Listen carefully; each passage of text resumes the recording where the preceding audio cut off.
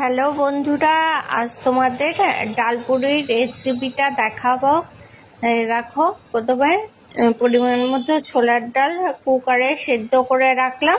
একটা খুব শুকনো করে সেদ্ধ করতে হবে। তারপর তার আগেই আমি একটা ভাজা মশলা রেডি করে রেখেছিলাম। ভাজা মশলার মধ্যে ছিল আস্ত জিরে, শুকনো লঙ্কা, দুটো লবঙ্গ, ছোট এলাচ, এগুলো রোস্ট করে তারপর একটা পাউডার বানিয়ে নিয়েছিলাম।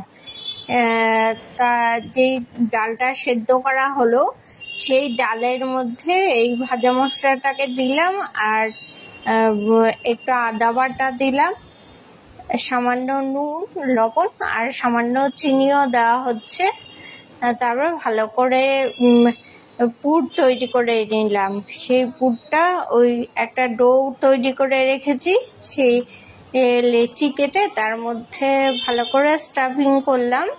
এরপর দেখো হালকা হাতে বেলা হচ্ছে, খুব সাবধানে বেলতে হবে, কারণ নাহলে পুর যদি চাপ দিয়ে বেলো তাহলে পুর চারিদিক দিয়ে ফেটে যাবে, পুরটা বেরিয়ে যাবে। দেখো বেলা হচ্ছে, খুব সুন্দর বেলা হয়েছে। এরপর এটাকে গরম করতে দেওয়া হয়েছে তেলের মধ্যে এই এক এক করে ছাড়তে হবে। এবার এক এক করে ভাজবে।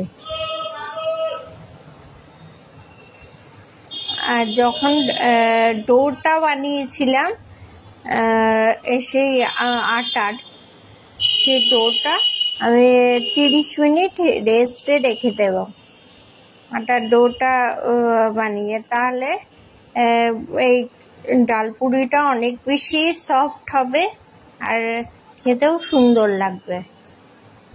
আর বাড়িতে আমরা ময়দা খাই না, আটা খাই, সেই কারণে একটু লাল লাল হয়েছে। দেখো,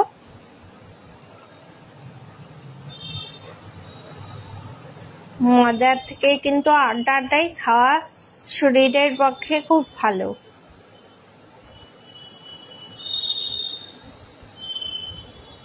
এর জন্য আমরা এখন ময়দা খাই না।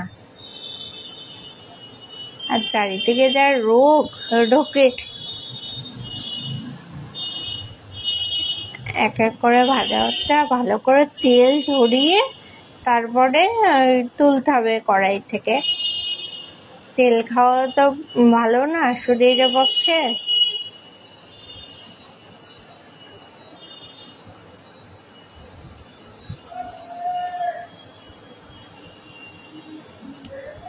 যদিও এটা সানফ্লাওয়ার অয়েল দিয়ে ভাজা হচ্ছে।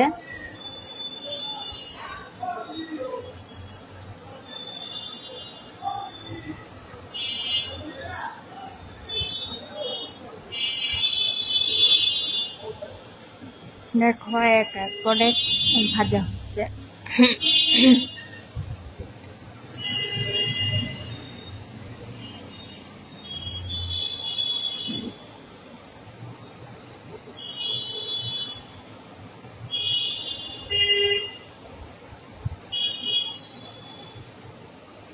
তোমাদের যেটা পছন্দ সেটা দিয়ে ডালপুরি করবে, আটা বা ময়দা।